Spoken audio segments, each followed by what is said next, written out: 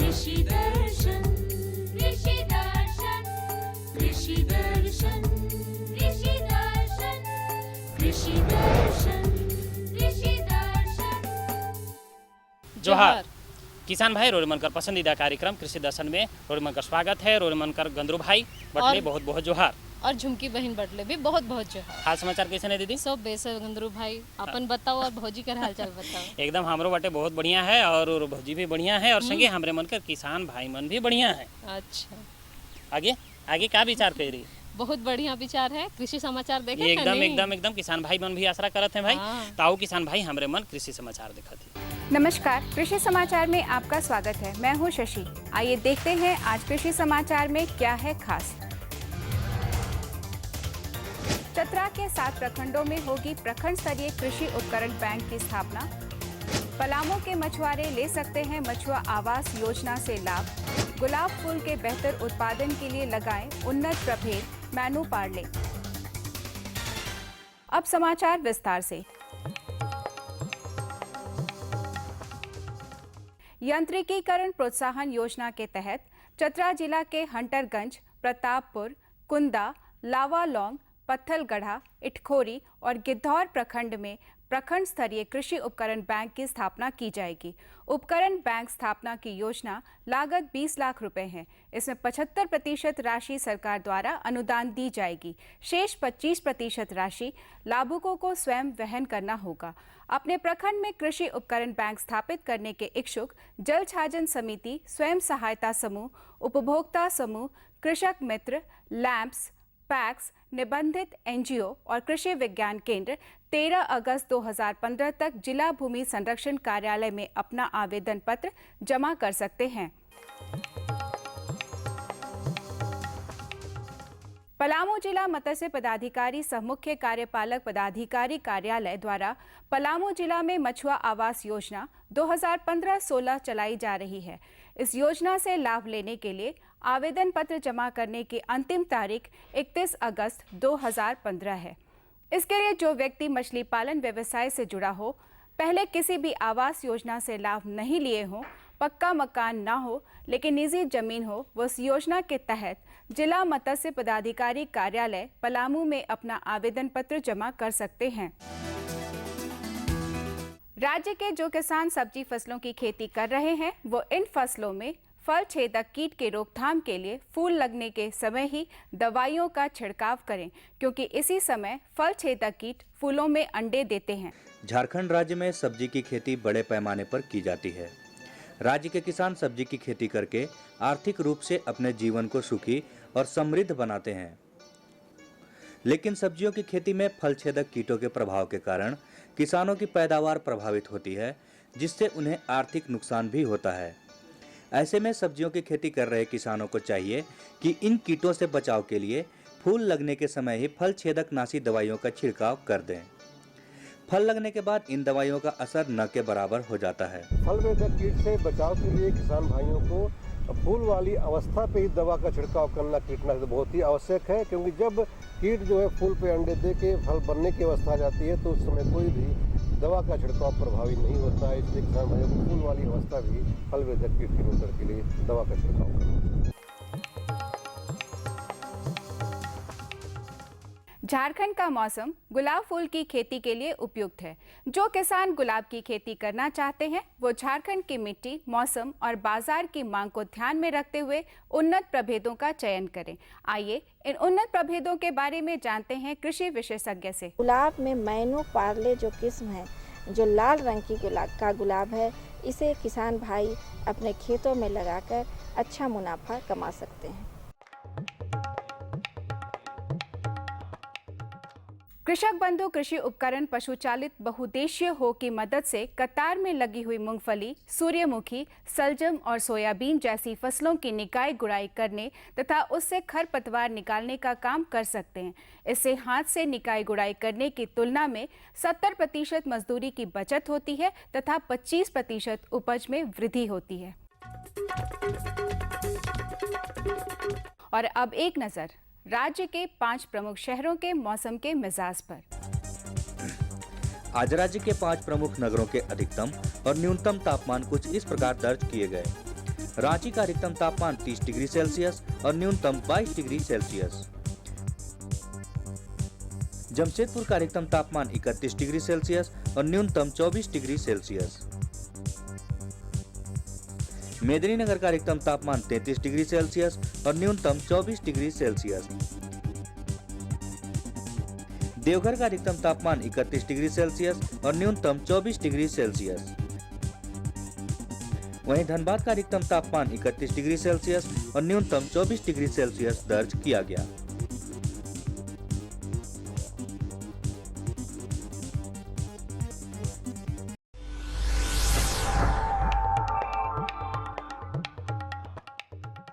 और अब मंडी भाव में आइए नजर डालते हैं अनाजों के भाव पर। आज कृषि उत्पाद बाजार समिति पंडरा रांची में विभिन्न खाद्यान्नों के थोक भाव कुछ इस प्रकार दर्ज किए गए।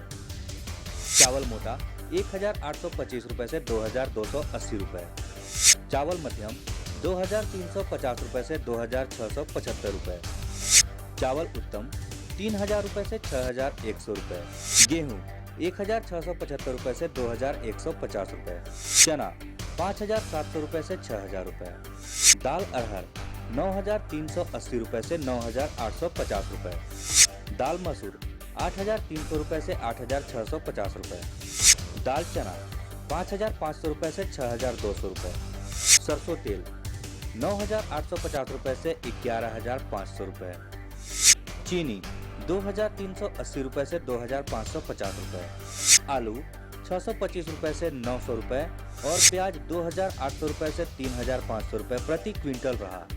कृषि समाचार में आज इतना ही।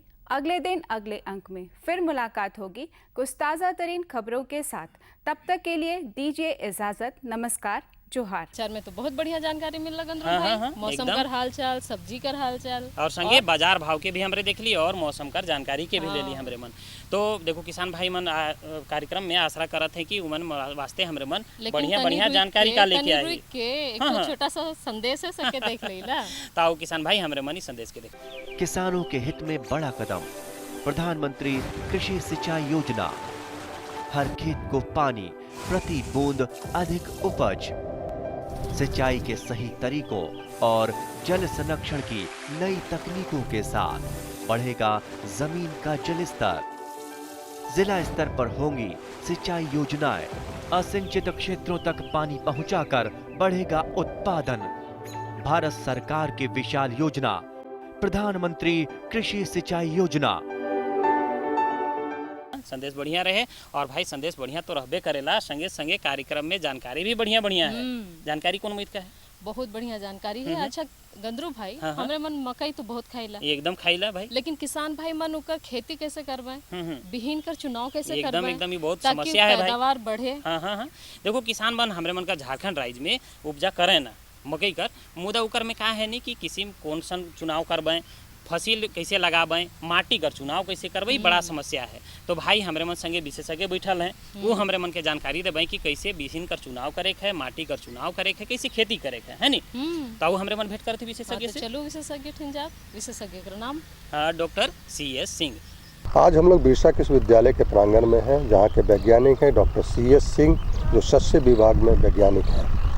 आज हम लोग जानकारी हासिल करेंगे कि मक्का में समसामयिक कृषि कार्य किस प्रकार से की जाए। किसान भाई को बताएंगे, जैसा कि अभी हम लोग पीछे देख रहे हैं कि मक्का जो है अभी थोड़ी अपनी प्रथम अवस्था पर आ गई है। इस समय क्या क्या व्यवस्था की जाए ताकि मक्का का बढ़ोतरी ज़्यादा से ज़्यादा हो सके।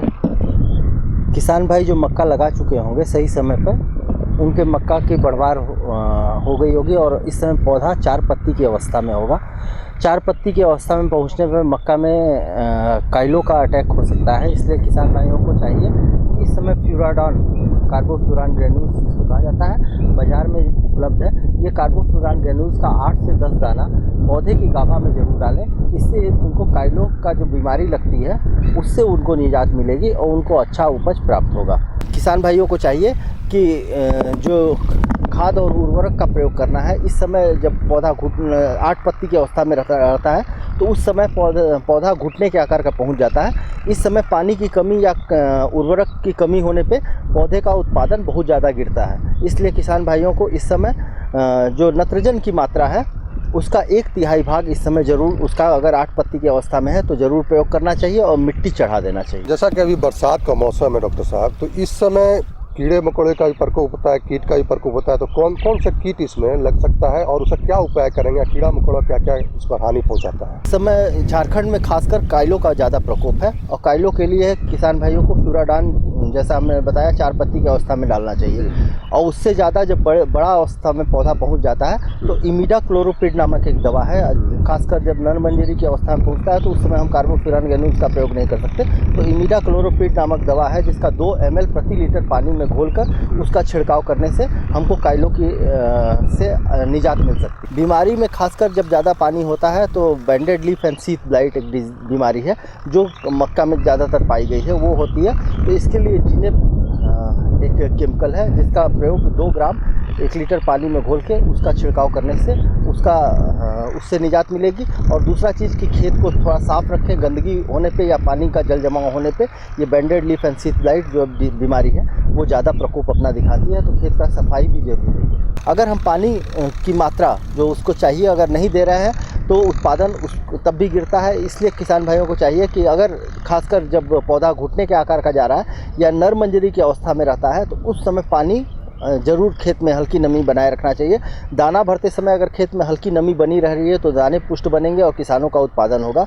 और ये भी पाया गया है बहुत अच्छी हाइब्रिड किस्में लगाने के बावजूद कि कई बार किसान शिकायत करते हैं कि उनके में दाना ठीक से नहीं बैठ पाया। इस कारण होता क्या है कि उस समय पानी की या उर्वरक की कमी होने पे जो नर मंजरी निकलती है और उसके मूँछ आने में 4 से 5 दिन का अंतर होता है। लेकिन अगर उर्वरक की कमी या पानी की कमी होती है तो ये अवस्था 4-5 दिन से बढ़ने लगती है और 7-8 दिन के बाद जो पॉलन होते हैं जिनसे फर्टिलाइजेशन होता है वो सूख जाते हैं और उसके कारण ठीक से फर्टिलाइजेशन होने के कारण दाने नहीं बैठ पाते हैं। इसलिए किसान भाइयों को उचित मात्रा में उर्वरक और सिंचाई का प्रबंध जरूर मक्का में करना चाहिए ताकि वो अच्छा उत्पादन प्राप्त कर सकें।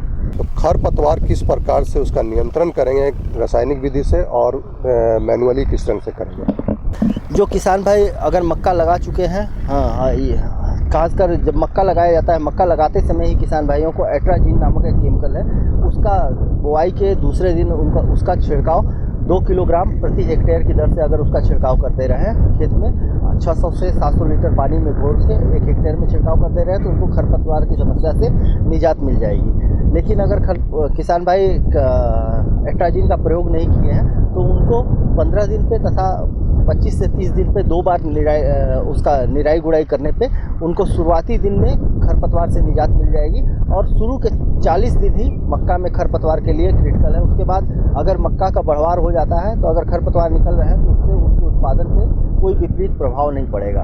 तो हम लोग देखते हैं झारखंड में एक दीमक की समस्या रहती है, तो ये क्या है, इसमें भी दीमक की समस्या होती है? हाँ, दीमक ऊपरी भूमि में लगाने के कारण दीमक टर्माइट का अटैक रहता है। अगर इसीलिए मैंने कहा जैसा अगर खेत में नमी बनी रहेगी तो दीमक का प्रकोप कम रहेगा और अगर निचली भूमि में दीमक का प्रकोप कम रहता है लेकिन ऊपरी भूमि में सूखी ज़मीन पे दीमक का प्रकोप ज़्यादातर पाया गया है। इसके लिए हम लोग जैसे लगाते समय ही किसान भाइयों को चाहिए कि लिंडेन डस्ट जो फर्टिलाइज़र डाल रहे हैं उसके साथ लिंडेन डस्ट ज़रूर डालें जिससे उनको इस दीमक की समस्या से निजात मिल सकती है। डॉक्टर साहब ने अभी हमारे किसान भाई को बहुत अच्छी तरह से बताया कि मक्के में समसामयिक विधि से किस प्रकार से खेती की जाए। अच्छी जानकारियाँ दी, हमारे किसान भाई इस जानकारी से काफ़ी लाभान्वित होंगे। डॉक्टर साहब आप यहाँ आए, अच्छी जानकारी दी, इसके लिए आपको बहुत बहुत धन्यवाद। नमस्कार। विशेषज्ञ जी तो बहुत बढ़िया जानकारी दिले नंदू भाई। आप किसान भाई मन के बहुत लाभ मिली कर एकदम भेटाई, एकदम लाभ भेटाई भाई। देखो तमाम तरह का जो जानकारी हमारे मन के विशेषज्ञ देवे ना वो बात के हमारे मन के अपन ठीना बांध के राख लेना है, संगे खेती बाड़ी में प्रयोग भी करे अब हमारे मन के दूसरा जानकारी बटी भी जाए चाहिए। चलू तब झटके, लेकिन उकर से पहले एक तो विराम एकदम भाई। तो किसान भाई आओ हमारे मन देखा थी छोटा सा संदेश। अरे ओ सालू की माँ आई जी आई, बस हो गया। अरे जल्दी करो, बहुत काम है।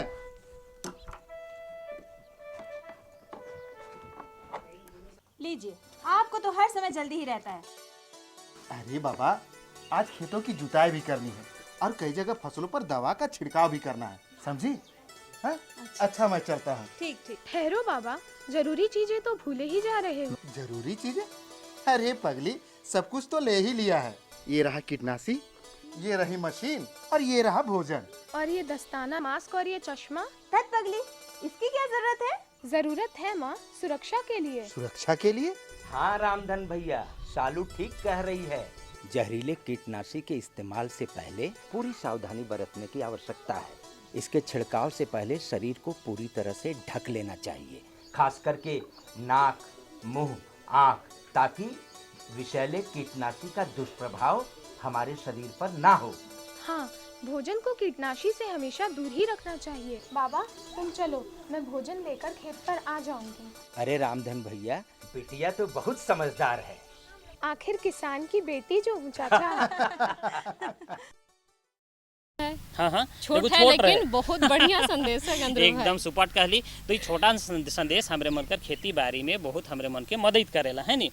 अब रहल बात दोसर जानकारी कर, तो दोसर जानकारी का उम्मीद का है किसान भाई मन खेती बाड़ी जो करत हैं तो रासायनिक खाद कर बहुत ज्यादा प्रयोग करे। एकदम उकर से का होते उमन कर जमीन कर जो उर्वरा शक्ति है से कमजोर पड़ एकदम रोए सुपट बात के कहली और मूध बात के कहली कि किसान भाई हमरे मन उपजा तो करीला, लेकिन उकर से पहले हमरे मन माटी कर हिसाब पत्र तो नहीं रखी भाई। अब माटी में कौन हिसाब से खाद देवे है, कौन हिसाब से उकर में माटी कर जांच करे है, इसे कर तो जानकारी नहीं रहे। लेकिन हमरे मन रासायनिक खाद के कम प्रयोग करके जैविक खाद बटे अगर जाती तो हमरे मन को उपजा भी बढ़िया भेटा थे, संगे खर्चा कम होते। तो किसान भाई आओ हमरे मन इकरे बारे में जानकारी करत थी कि जैविक खाद कर प्रयोग हमरे मन कैसे करब और इकर से हमरे मन के का लाभ भेटाई है नी। तो आओ हमरे मन के बारे में जानकारी करत ही हमरे मन संगे विशेषज्ञ हैं डॉक्टर BK झा। किसान भाई हम अपने कार्यक्रम में आपको कई तरह की जानकारी देते हैं। इसी क्रम में आज हम आपको जानकारी देंगे जैविक खादों के उपयोग और उसके लाभ के बारे में। इस पर जानकारी देने के लिए हमारे साथ हैं डॉक्टर BK झा साहब। डॉक्टर साहब, हम आपसे ये जानना चाहेंगे कि आजकल जो है रासायनिक खाद का बहुत ज़्यादा प्रयोग हो रहा है, लेकिन उसके बनस्पत अब जैविक खादों पर भी बहुत ज़्यादा प्रोत्साहन दिया जा रहा है कि हाँ इसका उपयोग करें। तो सबसे पहले हमारे किसान भाइयों को बताएं कि रासायनिक खाद से जैविक खाद किस तरह से अलग है और कैसे उपयोगी है। किसान भाइयों, जो चर्चा अभी चल रही है रासायनिक खाद और साथ में जैविक खाद, निश्चित तौर पे जो हमारी जैविक खाद होती है वो हमारे जैविक स्रोतों से बनाई जाती है, और जो हमारी रासायनिक खादें होती हैं वो हमारी सिंथेटिक जो कहते हैं कृत्रिम ढंग से हमारी तैयार होती है। पौधे जो हमारे सिस्टम में, खास करके जो हम मिट्टी की बात कर रहे हैं, तो मिट्टी की उर्वरकता जो है वो बहुत चीज़ों पर निर्भर करती है। खास करके जब हम उसको जैविक स्रोतों से जो हम जैविक स्रोतों से जो हम खाद देते हैं तो उससे हमारी मिट्टी की स्वास्थ्य जो है वो बनी रहती है, और जो हम रासायनिक प्रक्रिया से जो हम रासायनिक खादों से जो बनी हुई जो कृत्रिम ढंग से बनी रहती है तो उन्हें देते हैं। तो इस तरह से उसका जो पौधे को जो पोषक तत्व हैं NPK अदर माइक्रोन्यूट्रिएंट्स वो उनकी उपलब्धता जो है वो पूरे नहीं ले पाती है। साथ में हमारी मिट्टी में उसका जमाव जो है वो होता रहता है, जो कि आगे चल के हमारी मिट्टी की जो गुणवत्ता है उसको बरकरार नहीं रख पाती है, और उसकी जो है वो गुणवत्ता जो है कमती जाती है। तो ऐसे में हम जब रासायनिक खादों का इस्तेमाल कर रहे हैं, तो वहीं अगर हम जैविक खादों का इस्तेमाल करें तो ये हमारी मिट्टी जो है वो टिकाऊ कृषि की तरफ जाएगी, जिससे कि हमारा पैदावार आने वाले पीढ़ियों के लिए भी इस्तेमाल होता रहेगा।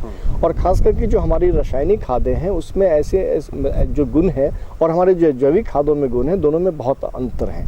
तो जैविक खादों का अगर हम देखें इस्तेमाल, तो वो हमारे मिट्टी के लिए ज़्यादा उपलब्धता रहती है, प्रकृति प्रदत्त है और साथ में क्या होता है कि यह हमारे पोषक तत्व जो है पौधे को तो देते ही हैं, साथ साथ मिट्टी की जो अन्य गुणवत्ता है उसको बनाए रखते हैं। खासकर जैसे कि इसमें मिट्टी में अगर हम जैसे गोबर की खाद का इस्तेमाल हम करते हैं तो निश्चित तौर पे यह मिट्टी जो है वो हमारी जो है वो मुलायम रहती है, और साथ में जल धारण की क्षमता बढ़ती रहती है। तो यह पोषक तत्व भी साथ में देती है, और लेकिन हमारी मिट्टी की गुणवत्ता को भी बढ़ाती है, इसमें एरेशन को भी बढ़ाती है, ताकि हमारे पौधों को जो है जड़ की फैलाव जो है वो अच्छे ढंग से हो, और इसमें नमी की मात्रा जो है वो बिल्कुल बनी रहे। तो इस तरह से औरों की हम बात करें रासायनिक, चाहे कि हम जैविक कल्चर की बात करें या जैविक स्रोतों से बने हुए रासायनिक जैविक खाद की बात करें, तो यह हमारे पौधों को ज़्यादा लाभदायक होता है और हमारी मिट्टी के लिए, स्वास्थ्य के लिए भी अच्छा रहता है।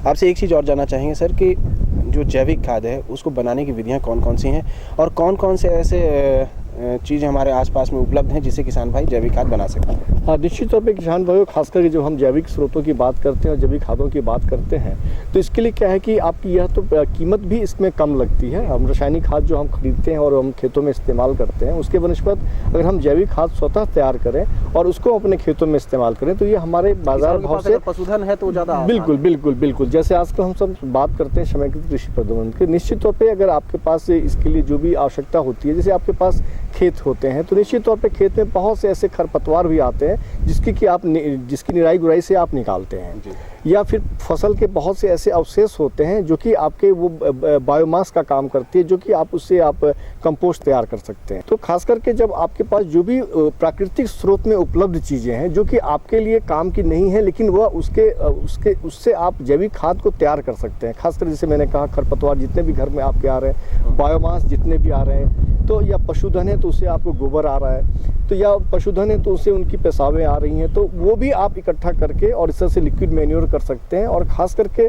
जो भी जैविक स्रोत से आते हैं तो जैसे कि आपकी खल्ली होती हैं, जैसे करंज की खल्ली है, नीम की खल्ली है, सरसों की खल्ली है, या आपकी बादाम की खल्ली है, तो ये सब भी जो है आपके सभी जो है वो आपके बहुत अच्छे जो है ये मतलब मैन्योर्स का काम करते हैं। जैसे पोल्ट्री है तो पोल्ट्री की जो मैन्योर आते हैं, तो या गोट्री का जो आता है आपका मैन्योर, तो ये सभी जो है आपके जैविक खाद का काम करती है।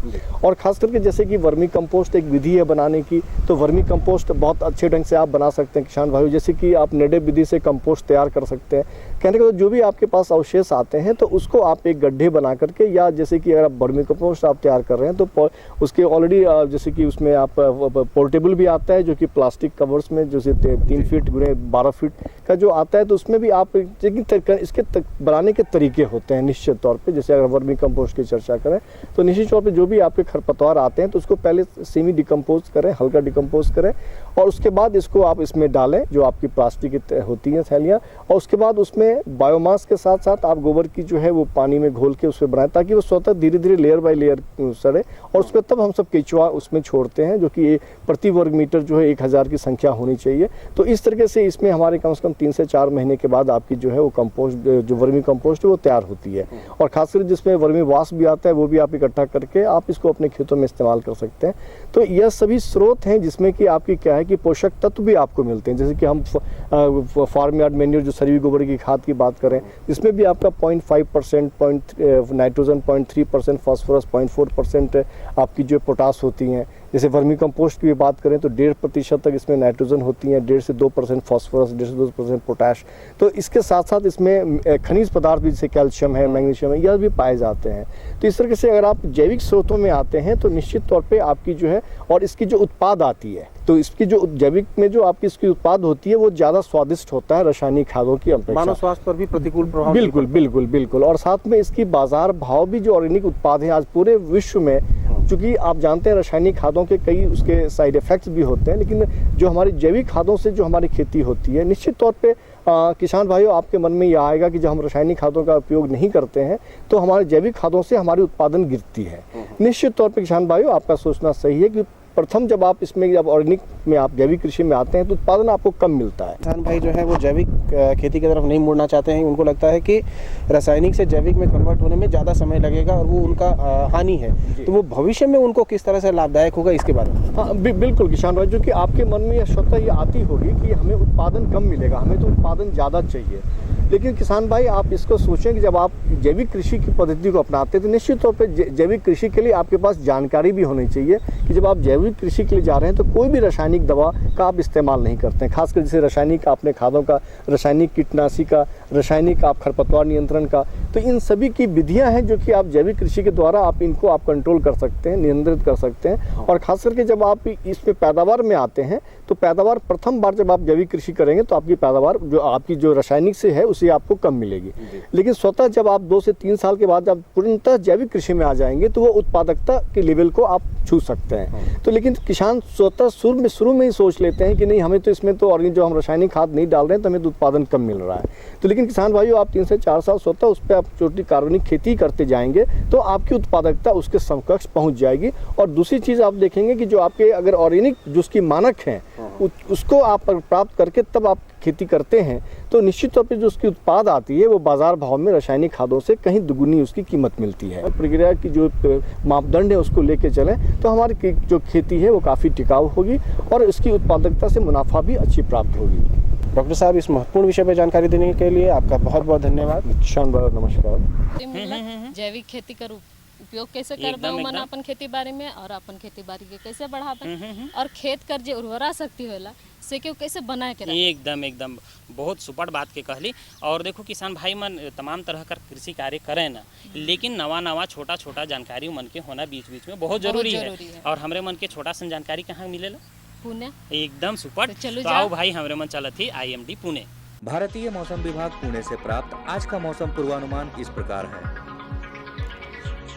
आकाश में बादल रहेंगे, साथ ही 20 मिलीमीटर बारिश भी हो सकती है। 10 किलोमीटर प्रति घंटे की रफ्तार से हवा दक्षिण दिशा से पश्चिम की ओर चलने की संभावना है। आज का संभावित अधिकतम तापमान 29 डिग्री सेल्सियस और न्यूनतम 23 डिग्री सेल्सियस है। अब मौसम पूर्वानुमान पर आधारित कृषि सलाह। अगले कुछ दिनों में अच्छी बारिश होने की संभावना है। किसान भाइयों, इसके मद्देनजर 15 अगस्त तक रोपा का कार्य पूरा कर ले। श्री विधि से धान की रोपाई कर चुके किसान रोपा के 10 से 12 दिनों के बाद खरपतवार के नियंत्रण के लिए निकाई गुड़ाई का काम शुरू कर दें। पुणे से तो घुर आली, बहुत बढ़िया जानकारी लेके और एकदम जमकौआ जानकारी। और कार्यक्रम में भी जमकौआ भरल पूरा जानकारी हो गया हमरे मन के किसान भाई मन के मकई कर खेती कर बारे में, संगे जैविक खाद कर उपयोग कर बारे में, संतुलित प्रयोग कर बारे में। तो किसान भाई मन अब हमरे मन के कार्यक्रम कर बेरा के भी देखना है। रहू एखन कार्यक्रम कर जैक बेरा नहीं हो है। अच्छा, पता बताए के ओहो। तो किसान भाई रोरे मन तैयारी कर चुकी, अपन कागज और कलम के लेके रोरे मन तैयार रही। हम जाना थी तो रोरे मन फटाफट हमरे मन कर कार्यक्रम कर पता के नोट करूँ। हाँ, तो लगे तो बताई दो। कार्यक्रम कृषि दर्शन कृषि प्रकोष्ठ द्वारा केंद्र निदेशक दूरदर्शन केंद्र रातू रोड रांची 3 संख्या 834-001। किसान भाई रोरे मन पता के नोट कर ली। अब रोरे मन का करब कि अपन सुझाव के लिख भेजबे के समस्या के 100 बात पन के लिख भेजें ताकि हमरे मन अगला अंक में उकर जानकारी दे सके। एकदम रोरे बढ़िया बात के कहली, लेकिन अब हमरे मन के जाएक भी चाहिए। तो किसान भाई रोरे मन गंदरू भाई और झुमकी बहन के विदा देव। लगे तब जोहार।